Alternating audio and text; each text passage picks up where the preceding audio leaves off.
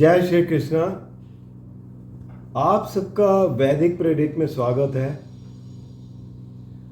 आज का विषय है मीन राशि वार्षिक राशिफल 2025। और ये साल की जो खास बात है वो ये है कि इस साल सभी ग्रह राशि परिवर्तन कर रहे हैं। खासकर जो बड़े ग्रह हैं, क्योंकि वो तो शनि देव हैं जो 2.5 साल बाद राशि परिवर्तन कर रहे हैं, राहु केतु 1.5 साल बाद राशि परिवर्तन कर रहे हैं, गुरु तो वैसे साल में एक राशि परिवर्तन करते हैं, लेकिन इस बार ये 2 राशि परिवर्तन कर रहे हैं। ये भी काफ़ी बड़ी बात है। और मंगल हर 2 साल बाद एक राशि में 6 महीने बिताते हैं, वक्री होते हैं और फिर वहीं पे घूमते रहते हैं उसी राशि में। तो इस बार ज़्यादातर टाइम वो बिता रहे हैं कर्क राशि में, जो कि इनकी नीच की राशि है। सूर्य, शुक्र और बुध ये वैसे ही हर महीने राशि परिवर्तन करते हैं। चंद्र 2.25 दिन में राशि परिवर्तन करते हैं। तो तकरीबन सभी ग्रहों का राशि परिवर्तन दिखाई दे रहा है इस महीने, इस साल। तो हमें देखना क्या है कि इन सब का क्या प्रभाव पड़ेगा।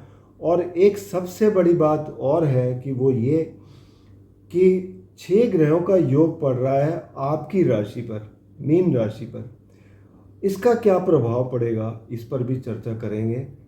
तो इससे पहले कि मैं पूरा विवरण शुरू करूं, आपसे रिक्वेस्ट है कि अगर आपने चैनल को सब्सक्राइब नहीं किया तो कृपया सब्सक्राइब करके बेल आइकन ज़रूर दबा दें, ताकि आने वाली वीडियो की नोटिफिकेशन मिल जाए। और अगर आपको वीडियो पसंद आए तो आप इसे लाइक करें, शेयर करें, ताकि दूसरे भी इसका लाभ उठा सकें। कोई सुझाव हो, कोई भी प्रश्न हो, कमेंट बॉक्स में लिख दीजिए, आपको ज़रूर उत्तर मिलेगा। तो चलिए शुरू करते हैं मीन राशि वालों के लिए 2025 का राशिफल। मीन राशि के स्वामी हैं गुरु, और गुरु वृषभ राशि में बैठे हैं, जो कि तीसरा घर है। और ये यहाँ पर 14 मई तक रहेंगे। 14 मई को ये चौथे घर में आएंगे, जो कि मिथुन राशि है। चौथा घर केंद्र स्थान है, सुख स्थान है। यहाँ पर गुरु की स्थिति काफ़ी अच्छी मानी जाती है। लेकिन ये मिथुन राशि में आके बहुत ही अतिचारी हो जाएंगे। अतिचारी का मतलब ये है कि इनकी स्पीड बहुत बढ़ जाएगी। नॉर्मल स्पीड इनकी ये होती है कि साल में एक राशि परिवर्तन करते हैं। अभी ये यहाँ पर मिथुन राशि में 5 महीने में राशि परिवर्तन करके ये कर्क राशि में चले जाएंगे। अक्टूबर में ये राशि परिवर्तन करके कर्क राशि में जाएंगे और वहाँ से फिर वक्री होकर वापस आएंगे मिथुन राशि में साल के एंड में। तो ये अतिचारी स्थिति जो है, क्योंकि आपके राशि स्वामी हैं, इनका बहुत बड़ा महत्व है। जीव कारक ग्रह हैं, बहुत से चीज़ों के कारकत्व हैं इनके पास। तो उन सब पर प्रभाव पड़ेगा, आपके ग्रोथ पर, आपके फाइनेंस पर, बच्चों पर, आपके परिवार पर। ये सब असर डालने वाला है, आपके ज्ञान पर। तो जब भी ग्रह अतिचारी होते हैं, गुरु खासकर एक बहुत ही अच्छे ग्रह माने जाते हैं। अतिचारी का मतलब ये है कि कोई भी, देखिए आप खुद भी सोचिए कि जब भी आप कोई जल्दबाजी में काम करते हैं तो वो विश्वास नहीं होता ना कि शायद कहीं कोई गलती हो गई हो। तो ऐसे ही ग्रहों का भी सेम वैसे ही है। इनका भी ऐसे, अगर अतिचारी स्थिति रहती है तो इनके जो परिणाम हैं वो सही नहीं होंगे, कहीं ना कहीं परेशानियां आएंगी सामने। तो ये सिचुएशन देखने को मिल सकती है। और क्योंकि आपके राशि स्वामी है, इस वजह से आपको ज़्यादा ही प्रभाव पड़ेगा। तो सबसे पहले तो एक तो ये गुरु की वजह से। तो स्वास्थ्य की जहाँ तक बात करें तो स्वास्थ्य के मामले में, अब वैसे तो तीसरे घर में बैठे हैं तो आप थोड़ा, तब तक तो स्थिति ठीक है, थोड़ा पराक्रम करके आप अपना काम करते रहेंगे। उसके बाद चौथे घर में आएंगे, सुख स्थान में। तो चौथे घर में भी क्योंकि अतिचारी है अदरवाइज वैसे देखा जाए तो स्वास्थ्य के बारे में कोई ऐसी परेशानी वाली बात नहीं है। हाँ, कामों में ज़रूर जो डिसीजन है उसमें थोड़ी सी परेशानी आ सकती है। जो आपको प्रॉपर डिसीजन लेने चाहिए उसमें कहीं ना कहीं कमी आ सकती है, तो उसको ज़रा सोच समझ कर ध्यान से चलें। बाकी शनि देव हैं, शनि देव 12वें घर में बैठे हैं। वैसे तो 12वें घर के कारक ग्रह भी हैं, तो यहाँ पर ये अच्छे परिणाम देते हैं, आपकी इन्वेस्टमेंट वगैरह देखते हैं, खर्चों पर कंट्रोल करते हैं। आपको जो भी आप कोई ऐसे काम करते हैं चैरिटेबल या कोई अध्यात्म से जुड़े हुए, उसमें आपको बहुत सहयोग करते हैं। अगर आप विदेश से जुड़े काम करते हैं तो उससे सहयोग मिलता है। 29 तारीख तक ये यहाँ बैठे हैं। 29 तारीख को ये राशि परिवर्तन करके मीन राशि में आएंगे। मीन राशि में जहाँ पर राहु बैठे हुए हैं, तो यहाँ पर राशि के सूर्य आते ही राहु के साथ बेसिकली जो घर है आपका ये कुपित हो जाता है। राहु और शनि की जहाँ पर भी कंजंक्शन होता है उसे कुपित कहते हैं। और 30 मार्च को तो वैसे भी खासकर 6 ग्रहों की युति होने वाली है। सूर्य भी यहाँ होंगे, बुध, शुक्र और चंद्र भी यहाँ होंगे। तो ये स्थिति आपके लिए बहुत ही कंफ्यूजिंग होगी। आप कुछ निर्णय लेने में थोड़ा सा परेशानी होगी, आपको मानसिक तनाव बढ़ेगा। तो इन सब बातों का आपको ध्यान रखना पड़ेगा। और ये स्थिति खास करके क्योंकि शनि और राहु यहाँ रहने वाले हैं 30 मार्च से लेके और 18 मई तक। तो हालांकि बाकी सूर्य तो निकल जाएंगे, सूर्य का ग्रहण भी होगा यहाँ पर, तो जिस वजह से उन दिनों असर पड़ेगा।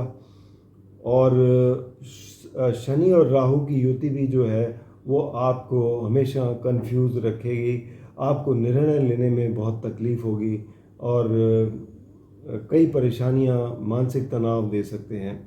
तो खासकर ये 1 महीना 20 दिन जब तक राहु परिवर्तन नहीं करके और 12वें घर में नहीं चले जाते कुंभ राशि में, तब तक ज़्यादा ध्यान रखने की ज़रूरत है। इसके अलावा देखा जाए तो